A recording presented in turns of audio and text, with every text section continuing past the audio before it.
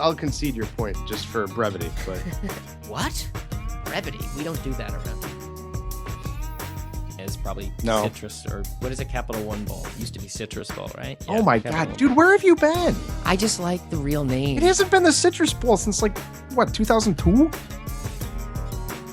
What was your highlight side dish from Thanksgiving? Oh gosh, Scotch. This is the Buck Around, the podcast devoted to all things Wisconsin Badger football from a fan perspective. Featuring your hosts, Richard Branch and Maxwell Brusky. And hello, everyone, and welcome back to the Buck Around. Welcome back to episode 341 of the Buck Around. I am one half of the Buck Around, Richard Branch, and I am joined, as always, yet again, by my enduring colleague, Maxwell Love it. Brusky. 2 shows You in a need- day. Need that arm, the strong arm emoji. Well, we're still here, although we Okay. actually held a schedule last show, which is amazing for us. People who don't know, we actually have an agenda with like timestamps where we want to get to things. We never Mhm. hit them. Like those are purely aspirational and like more like fantastical, I think is a better term, because we're always running I long. like aspirational. I think that's accurate. But Yeah, but now that you say aspirational- fantastical. Yeah. That might be more accurate. Aspirational implies you actually hit it every once in a while. I think this is the first time we've done it in 340 episodes. So good Oh my for gosh. us. So we're back.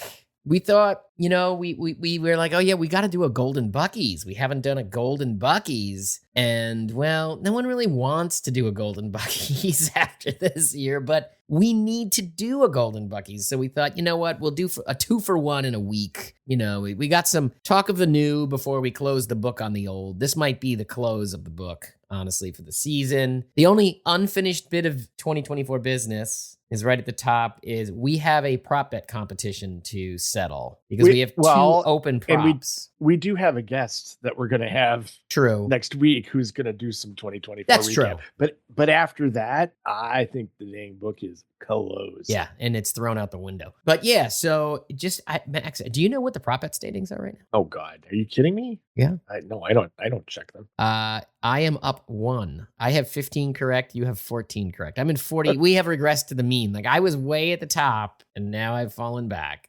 But Oh wow. we are waiting. Is it? It's closed though, right? No, there's 2 open ones. There's 2. What are the 2 open ones? The 2 open ones are: will the Badgers have a portal quarterback commit before January 1? Oh, that's right. Yeah, that's Yeah. right. And 80% of people are on no, which is the current correct guess. I think we're both on no. I'd have to look them up. Not important. Probably. But we'll look at these more in detail when we when it's decided. And the other one that's still open, and I have an official ruling from Prop Bet Andy himself. I asked earlier this week. We have not had a Longo tweet that he is the Storm yet. But we are Oh, closing geez. that on January 1. He's like, we're going to make it January 1. That'll be the close. So like maybe That's he gets a legit. new job. Like if he gets the Miami offensive coordinator job, like maybe he does tweet, then we're going to have a real discussion. I I think kind of that's want that legit. to be something to be able to discuss. So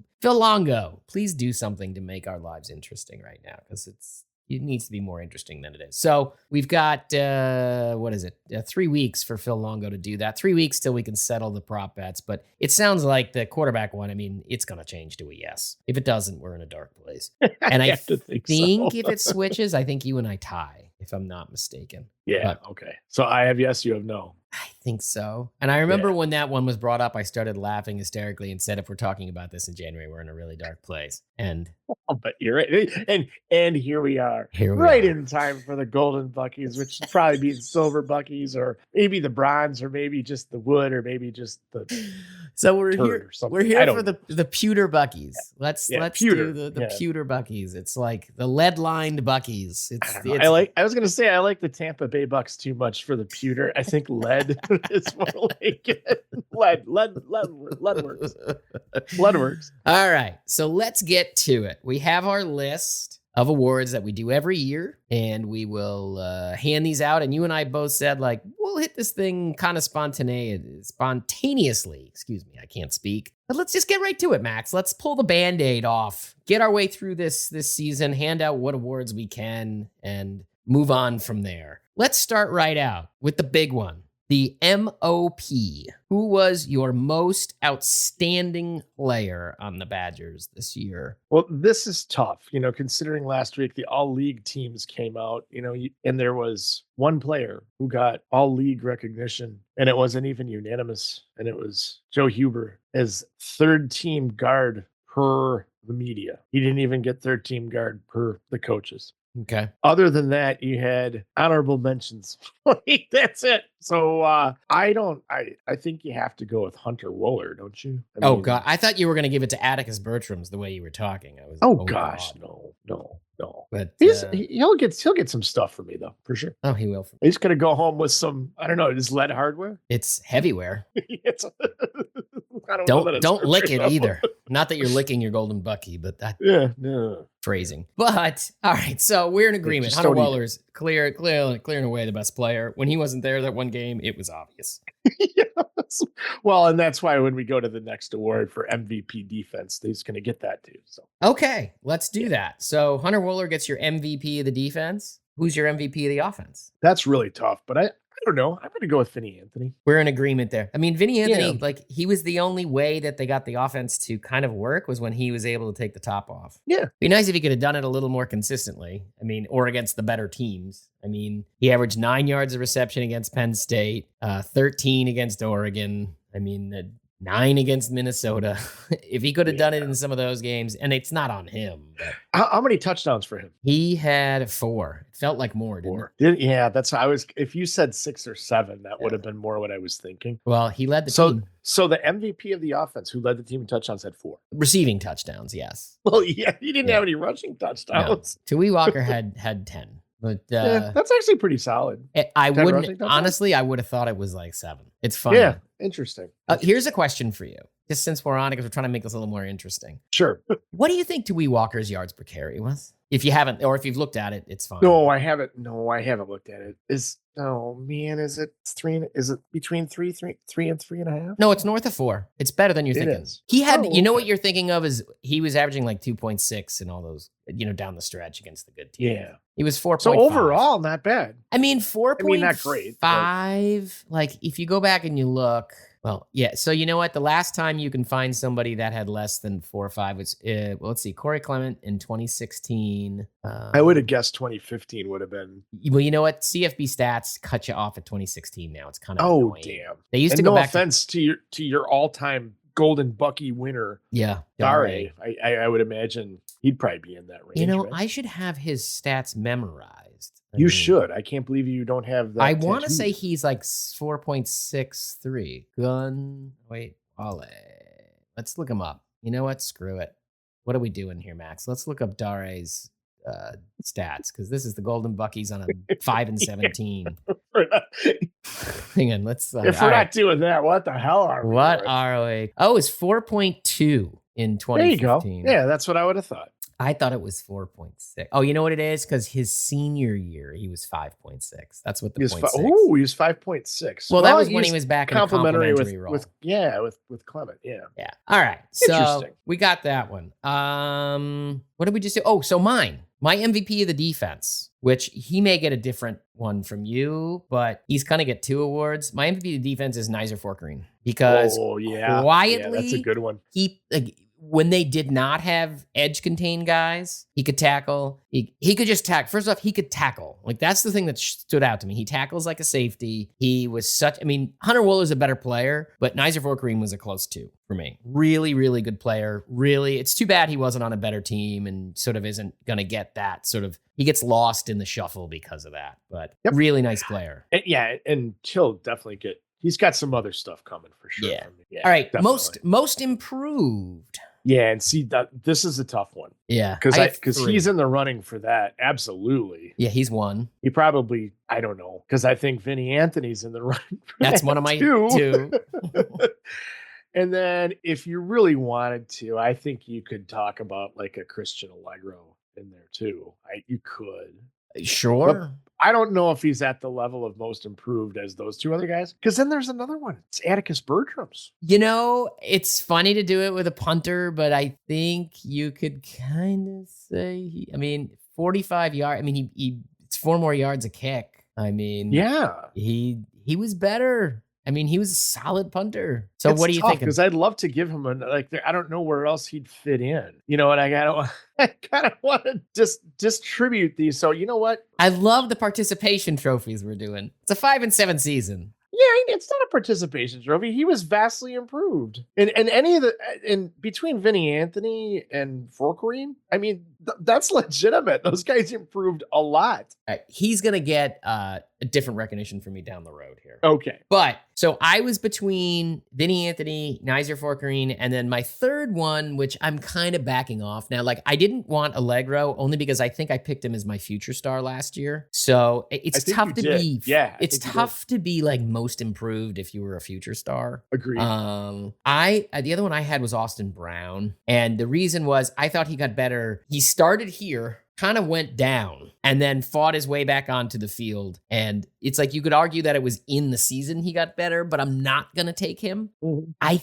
think I have to go with Vinny Anthony because, at the beginning of the year, you and I are both like, why is Vinny Anthony on the field?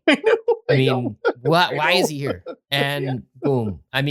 He's legit. So I'm going to give it to Vinny. And it was close. Unsung hero. That's where I'm going to go with Forkerine. Okay. He unsung hero is almost akin to the under the radar player of the year. It's similar to that. I'm going to look back. I had it out and I put it away. Forkerine himself got that award twice. Once from you and once from me officially. Yeah. But I think we mentioned his name almost every conversation we had. And then we said he couldn't be under the radar anymore. Right. And actually I have from Penn State, I have Forkerine for you. Definitely for me, but for you. And then we crossed him out because I think you said, no, you know what? We can't do that anymore. And yeah. Put Jaheim Thomas. Yeah, because we just kept talking about it. Right. So, yeah, fun player. Yeah, I think I'm going with him too. And it was like that one meme with Hunter Wooler, when he's sitting with his legs spread apart up against the wall and said Hunter Wooler deserved better. Okay, you could do that, but I don't know. And that's a tough one to not put him here too. Yeah, but you knew he was the best player. It's just because he's sung, like he's plenty sung. 100%. Yeah. So that's where I'm gonna recognize Nizer Forkerine. I was trying to talk myself into somebody else, but you're right. Like, there's no reason to. Why am I overthinking this? It's him. It's Forkerine. Legitimately the second best player on that defense pretty clearly, and people didn't really talk about it. Well, the other thing too is, when Wooler was there, obviously left the game very, very, very late. But for all the things that were bad, and I don't know if I'm necessarily going to talk about this later. I probably have to. The way the whole defense played against Oregon, like he was integral to that. For sure. So, yeah. Wow. So we have a unanimous. Yeah, we have a unanimous selection. Third most. There was one other one that I was really close on. I had another one too, but go ahead and I'll say mine. Was it Preston Zachman? It was not, but that's pretty deserving. No, mine was actually Aaron Witt. And I was going to say, like, think how bad the run defense would have been without him. He's a funny guy. Do you know what it really is? Is it just trace the snap counts? It's like when he's getting 30 snaps a game from Penn State onwards, when he was starting the season at like 15 to maybe 20. And you could argue, oh, that was them getting his feet back under him or whatever. But no, like they leaned into him quite a bit as the season went on, because he kind of was like, he might be the fourth best defensive lineman, and he's a linebacker.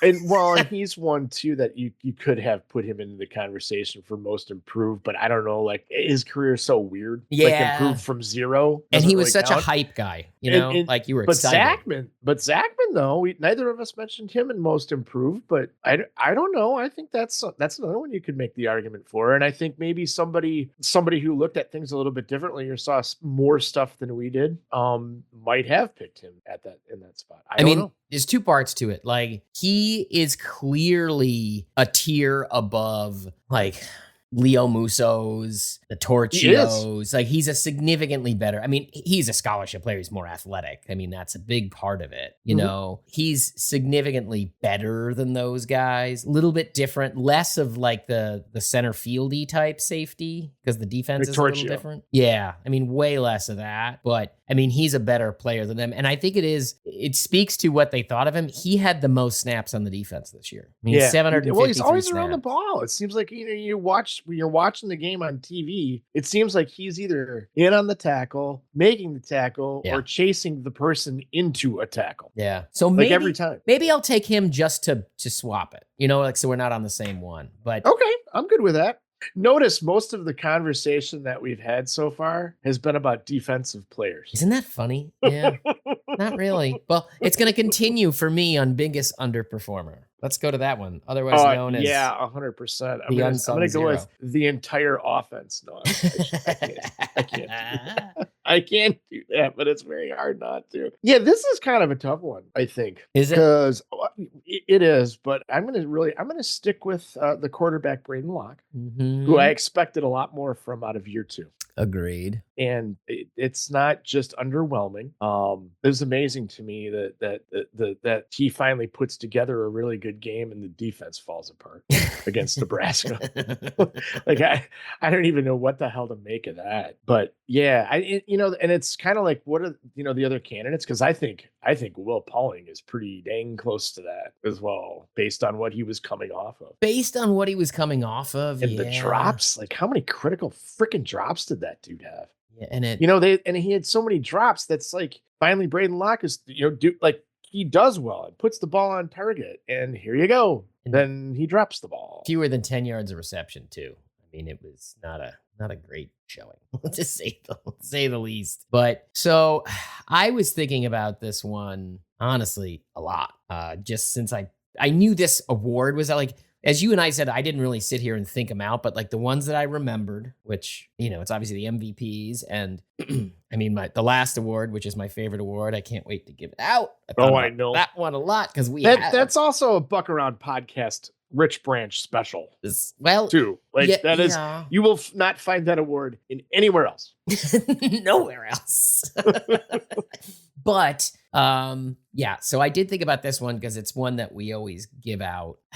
I thought about Braden Locke, but here was the thing. Like, as you just mentioned, there were moments where Braden Locke actually he gave you something in the Nebraska game. Or, he made some big throws against Rutgers. Okay, he beat up Purdue, but at least he beat up Purdue. He threw picks in those games, but he did stuff. And it's like, okay, he was bad, but he kind of did something. And you remember the old name of this award was Biggest Zero? Yes. Which means, or Unsung Zero, actually. Yeah. It was Unsung Hero, Unsung Zero. And we just decided that was too mean. But I was thinking about that original name, and it's like, who really gave you nothing this year? And I think maybe recency bias, just because his name came out last week. Leon Lowry. I was just thinking about it. It could be him. It could be Pius.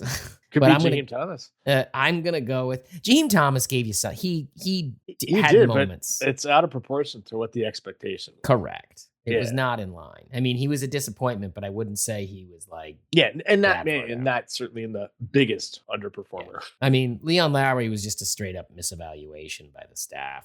He really brought them nothing, or whatever the story is there. But he's mine. Let's get positive. Freshman of the year. I'm guaranteeing we're agreeing on this one. But let's see. Oh, I think you have to go with Darian Dupree. Really? No. But that's fine. He's good. Yeah. I mean, who are you talking about? I have Darian Dupree next. I will give it away for future star. Okay. Xavier Lucas. I mean, it's not even a question. I think we're swapping. Okay. Then I think we're swapping. Because the reason I picked I was going to have him be my future star too, but I think Darian Dupree is going to be, like, to your point. But here, I can say about Lucas what I would say about either one. Mm-hmm. That guy came in ready to play. Like, I look at him versus when you saw true freshman Sojourn Shelton, and it wasn't like, oh, wow, he's like just a guy who can, like, he follows, he's where he needs to be, and he gets some opportune interceptions and things like that. You got that pick from Xavier Lucas, basically on his first play from scrimmage, right? It pretty much was. I know that was, which was super cool. It was spectacular. It was spectacular. He had so many little flashes through the season, and he just kept forcing them to put him on the field. He is it. Like, that guy is for real, and I can't imagine because his body was already there. And that's why I have him for the future. I get it. I mean, as far as like the contributions outside of that spectacular play, like when you said right before we went to the thing and I said Dupree and you were kind of like, not surprised. I'm like, I didn't even consider him for the freshman of the year. All right. I mean, well, here's the other thing too. I mean, there's only 4 freshmen that played any meaningful snaps at all. Right. Like, there's only 4 that lost their red shirt, right? Right. It's Dupree, Lucas, Kevin Haywood, and why am I blanking on the last one? There's one more. There is. Yeah. We can't even remember. So that person's not in the running for freshman of the year.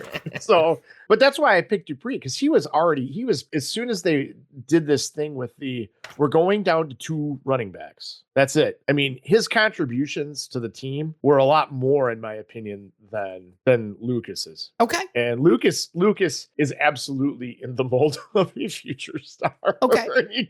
And starting with that interception. Fair enough. So the way I looked at it, and by the way, we were thinking of Dylan Johnson before Eddie. We're not thinking of Dylan Johnson. Yeah, that was Dylan the fourth. Johnson. That's the one Dylan that we were forgetting before people email us. Yep. But the way I thought about Dupree, like the way I think of Dupree in that situation, like if Dupree wasn't playing, I think Cade Yakimelli would have played. Do I think there would have been a massive difference? A different skill set, different player, but I don't know there'd be a massive difference. Like when Xavier Lucas wasn't on the field, especially towards the second half of the season, he was a better corner than RJ Delancey. Like he has 75 more snaps than RJ Delancey. Like he pushed that guy off the field. He's got 25 more snaps than Max Lofi. Like, so that's why I gave it to him. Darian Dupree was my future star because I think starting next year, you're going to see a lot of him. And I think they're going to use him in a lot of different ways. And he is going to be the guy. I really do think it's going to be him and Yakimelli. I think people are going to be pleasantly surprised with what he is. He's got the tools. He's got the talent. I also think Dylan Jones maybe sniffing around as well. Were you as surprised as I was that he didn't get more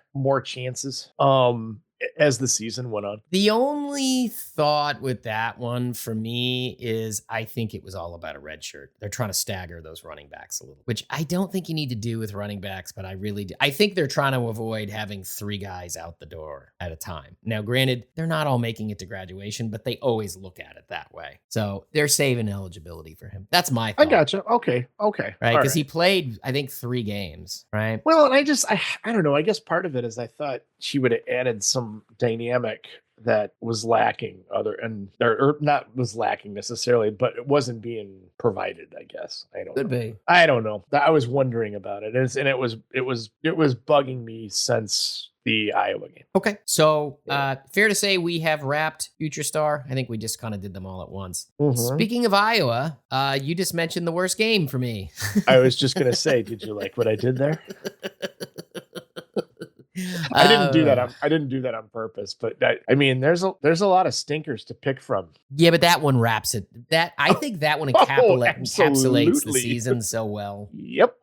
Defense getting just dragged down the field, offense unable to do anything, right? Well, and I can't, you know how important that game is to me, and I can't tell you how many people out of the Iowa fan side of my friends and friend group that said, "I'm so sorry. Like this, I can't believe like they didn't even. This isn't even worth cheering about." It's like, I'm sorry, your team fell off so bad. I think the less said, the better. Yeah, I think so too. All right, so we're in agreement though. Yes, we are. Here's the interesting one, and this one just came to me about 15 minutes ago as we were recording. Play of the year. Nice. What is your play of the year? I'll go ahead because I had mine already ready to go. Yeah, and to me, it's the Braden Locke pick 6 against Penn State. It's not even a question. That changed the entire arc of the season. Oh, that's a good way to put it, Max. Yeah. It is. That game, they were playing tight. They were winning at fucking halftime. Mm-hmm. I don't know. The other one is, I think that the Tyrell Henry muff punt against USC too. I mean, that changed the arc of that game and the arc of the season. But I think the Braden Locke one was, I mean, it was catastrophic. Not just catastrophic, but like so representative of what that offense had become with Locke. It is the worst play that I can remember a quarterback ever making for the Wisconsin Badgers. I can't remember a worse one. I'm sure there have been. I'm sure there have been since you and I have been doing this. I can't remember one. It's in the Hall of Shame. I feel like one of those Mertz picks against Notre Dame was at that level. I can't remember them. I think so. But the thing is, though, is that it wasn't so like catastrophic for the game in the season. I mean, Fair it enough. was, but I mean, that whole thing started with Notre Dame returning the kick that to open the fourth quarter for a touchdown. You know, that's what started the landslide, and then Mertz did it twice, not Right. once, twice. Anyway, Fair enough, but you actually, honestly, you make a very good case there for that pick because that really did just. it was, and but it's just, it was. There were so many plays like that. There was one play like that in each game, where, and from there on, all you're doing is waiting for the other shoe to drop with Brandon Locke. With Braden Locke, it's all you're doing is waiting for when is he going to screw this up in some mind-boggling, head-scratching, just inexplicable way for somebody who knows the offense so well. Yeah. Anyway, Well, I'm going to try to not be as negative as you, Max, because I'm ready to cry now. I actually Well, picked a good. good one. Yeah. Well, maybe this one is sort of a backhanded compliment because it's sort of like the highlight of the year as far as I'm concerned. I'm going with the Atticus Bertram's fake punt, which wasn't really a fake. It was Ooh, just him man. reading the situation and making a decision. We have such a role reversal here with the Prince of Darkness. You are the Prince of Darkness. I have become that. I need to get I out have my become sword. death. Yes, you are the destroyer of Badger Worlds. Call me Shiva. I like that a lot. That was an awesome play. Yeah. And that was something in the same game where it was like not just the presence of mind, but the way that it shifted the momentum of that game. And Yep. honestly, I felt like, oh my gosh, these guys might be worth a damn. Yeah. So, And that was, it's the same thing as kind of as the Oregon situation where you're, off the bye. Was it off? Yeah, it was off a bye. That was off the first bye, wasn't Mhm. it? After USC. Mhm. Do I have that right? I think you do. Yeah. I don't want to think about it that much, mostly because you know why? Like when you're picking a fake punt as the play of the year, it's like it's telling in a less obvious way. I guess. If we did that in 2010, as good as that season went, I mean, you could probably pick either the David Gilreath running back the opening touchdown against Ohio State. I bet you there would be tons of people that would pick Brad Nortman's fake punt against Iowa. There would be tons of people that would pick that play. Yeah, so people still know it. I get you. Absolutely. I think that's an excellent pick. I think that's probably one of the best picks you've made here all day. Oh, thank you. Yeah, I really like that a So lot. complimentary. Game of the year as we hit the home stretch. I mean, the Oregon game? That was what I put. I guess. It's really depressing. You know what's funny though? I can't pick the stupid Northwestern game, but that was when they when they won that game, they were 5-2. Yeah, they were. Remember that? They were 5-2. And I think the Oregon game was like that. And even in the national press, for all the crazy stuff, and the offense actually looked like they were worth a damn against one of the top defenses in the Big Ten, if not top defense in the Big Ten. That third quarter drive, that third quarter touchdown, or not touchdown drive, because it didn't result in a touchdown, but that third quarter drive that had was what, 12 plays, 13 plays? Yep. I mean, that's what you wanted to see. And the defense, I know the national writers were, that's the template for whatever Luke Fickell and Mike Tressel did, like that was the best thing, the best they did all year. And that was a master class on how to stop Oregon's offense. Mm-hmm. So I don't know. I don't think there's nothing else you can pick, is there? What other contenders would there be? There isn't. I mean, what's their best win? That's what I mean. That's why I went back to the Northwestern one, because when they won that, they were 5-2. I mean, it's Rutgers, right? I mean, Rutgers went to a bowl. Statistically, it's definitely their best win. I mean, whatever you want to say, I guess it would be. I don't know what else. I mean, Northwestern was 4-8.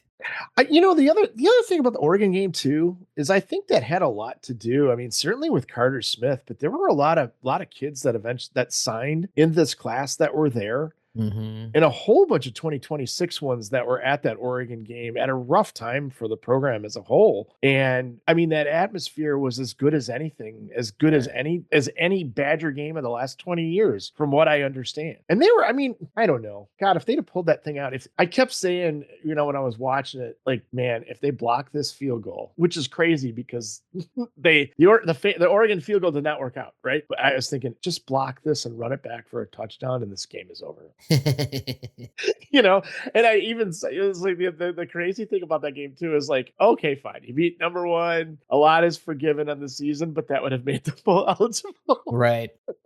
All right, we got to get out of another dark place here, Mags. Yeah. Who's your coach of the year? I think it's got to be AJ Blazik. Okay.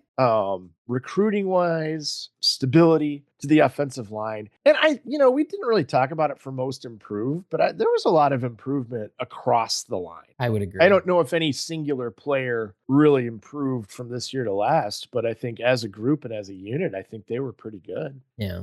I think a lot of the issues in the run game just came from numbers. I mean, everybody's like, oh, the offensive line isn't blocking. And I'm like, they're all falling over 3 defenders. Yeah, right. It's just a lot of traffic in there. It's hard for 5 guys to block 8. And if you included a tight end, it's hard for 6 guys to block 8. I am kind of curious to see what they do. They're hanging up a lot of offensive line coaches on this team once what's his face? Grimes gets here. I mean, that's what he is. Yeah, so that's true. But it's like, I don't know how they're going to divide that up. But I went a different way. My coach of the year is Paul Haynes. I love it. Oh, I know everybody's mad about it's the guy. Controversial. I mean, he's such a popular guy right now. But every one of those cornerbacks got better. I mean, they just did. Sure did. That guy, his corners are good. He seems to be able to coach cornerbacks. So I don't have any question. And Xavier Lucas looks as polished as, I mean, maybe that's him coming in. But I say the same thing. Hallman got better last year. And I mean, as we already talked about, he was a little up and down this year, but he continues to be technique-wise really sound there, even if he doesn't like the tackle. So, Paul Haynes. I was going to say a lot of his worst stuff was his missed tackles. Yes. So, you know what else, too? I What? mean, for all the, the seeming, people taking a dump on Paul Haynes with all these transfers. If Hallman does come back, I mean, that would say a lot for Paul Haynes right there, would it not? Yes, it would. So, no, that's a really good choice. Yeah. All right. Who else would you even consider outside of those two? That's it. I would consider Coach Mitchell because he came on our show and was freaking awesome. There's a lot of people that was very cool. Have said to me like over the last year, they're like, yeah, man, I hope the outside linebackers work out. Because he just like, I'm rooting for Matt Mitchell just because he came on your podcast. And he was very straightforward. I'd love to get him in a bar, not on the air, off the record, and ask him what he thought of Leon Lowry and John Pius. I'll ask him. How about we try to get him on again, and we'll just ask him what he thought of Leon Lowry and John Pius and see what he says right here. Yeah. Sounds good to me. Maybe he'll give us an answer. Yeah, quite possible. All right, last award, Max. Oh, the last one. Saving the best for last. Cue the sword and strings. I do not award this. This is all you. This is not for me to do. Max, this doesn't require anything special. This one is so obvious. I mean, this might be. I don't care. I'm just saying when we hand out this award, it is not we. This is more like, can I honestly say this is like a lifetime achievement Ray Ball Award? Like, we might. Wait, was that enough so that we could do like the Big Ten and now call it the Ray Ball and whoever award? Well, technically, it is the Ball-Ratzlaff Award because we did add Jake Ratzlaff to it when he decided to go play minor league hockey, and we found out like 18 months later.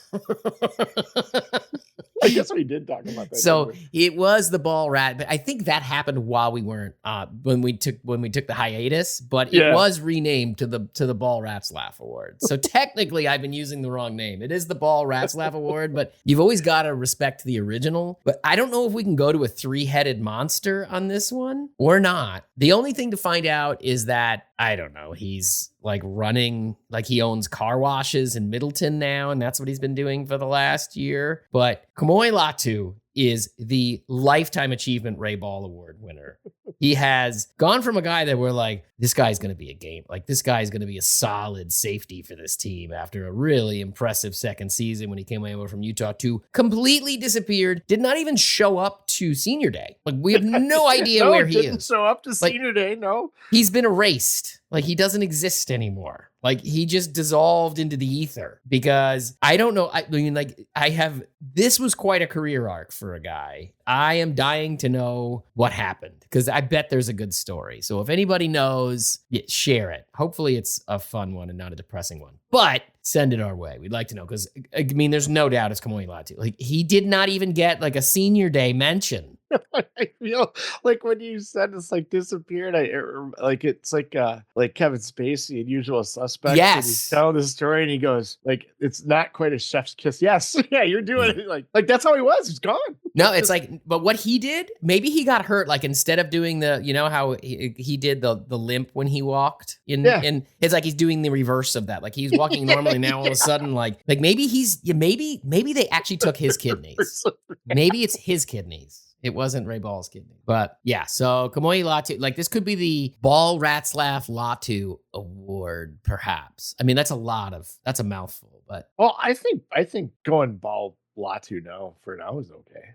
Yeah, but it was the Rats. Like, Rats, it was officially said. Like, yeah, I guess it was. The other members of the board on this, I should clear. It's not just me at all whatsoever. No, that's true. It is Matthew Singer as well, our old friend Matthew, and Prop Bet Andy. Like, it's like a 3-person panel. Like, you need a vote of the majority, and we all sit around. You should see we have it's sort of like the Freemasons. We sit in a dark room and we chant, and we like somebody rings a bell, and it's like dude, we get secret society content on this show as well. A secret society. Love it. To give out the Ray Ball Award, the Ball-Ratzlaff Award. But yeah, no, this one is so clear, like, no question in my mind. And for anyone who doesn't know, I guess since we've just been talking about it and we never explained what the hell this is, like, for new listeners, they're like, what are you talking about? This is an award given out to a player who sort of disappears over the course of the season, and the coaches never say any reason why. Maybe it gets brought up at the end of the year and they're like, oh yeah, they left the team 6 months ago.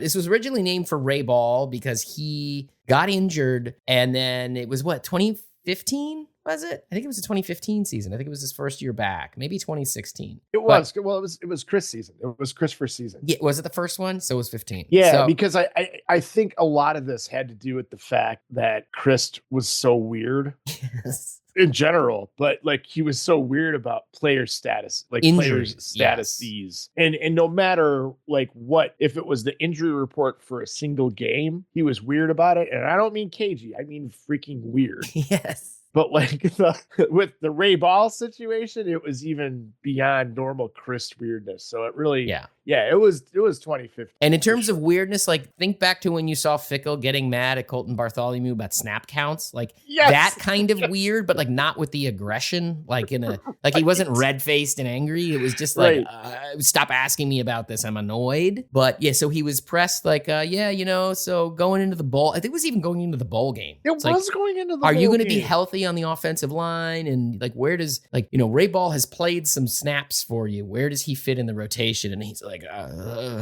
Ray Ball's off the team. He quit like 2 months ago. And it was like, then he like ran away.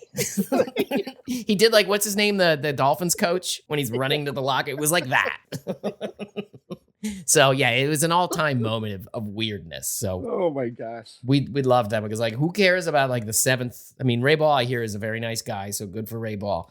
But he was like the 7th offensive lineman in the rotation. It wasn't like it was a state secret that needed to be kept. No, but I hear he's a football coach, by the way. He's like a high school football coach. Yeah, I've heard that too. Yeah, at the high school level, and you're right too. And it's not that dissimilar from Latu though, where he started out as somebody who you thought was in the plans. Like, that's part of the thing, is like, it's somebody who at least at one point in the season is part of the plans. And Ball was if he was the 7th lineman, he was like the interior swing guy. Like you have to be peripheral player. Yes, you cannot be a critical player. Like that's a major rule. Right, but it also can't be something like Hickon Anderson. No, somebody who's way down the roster. Correct. By the way, it was on scholarship. Just to go back to our last show. Yes. But yeah, it's got to be somebody like that. All right, that's Kamoe Latu is an honorable pick, and if the name changes to all three of them, I'm okay with it. Yeah, we'll have to think about how many syllables we want in this name. Like it may just get so long over the years. Schembechler Hayes, Dane Amici, Quillette Clark. Yes. I think once you get like Ball-Ratzlaff, it's 3. I think 3's got to be the maximum. I don't know. We're gonna have to think about this one. All right, let's wrap on that. These are major thoughts, Max. I can't, I can't be stuck trying to tear this all apart. Like this is just too much thinking. Well, thus wraps another edition of the Golden Buckys. Yeah. So we did it. We made it. I'm very proud of us. Almost congrats on the end of 2024, Max, for surviving it. But we will be back next week with Ryan from the Dairy Raid to sort of wrap up talk on the offense. I think on that note, Max, until the next time. I would say, but yeah, until the next time. But are we seeking questions for Ryan as well? We could. If anybody has any questions, we sort of framed something out. I just don't want to leave that out. Yeah. Of course. Yeah. Because Ryan knows what he's talking about. Yeah. All right. We'll see everybody, okay? All right. Until the next time. Enjoy the conversation? Head on over to buckaroundpodcast.com to find all the ways to connect with the show, links to our Patreon page, and feeds for every major podcasting platform. We want to thank each and every one of our patrons. You make this podcast possible. This has been the Buck Around, Badger football analysis from a fan perspective.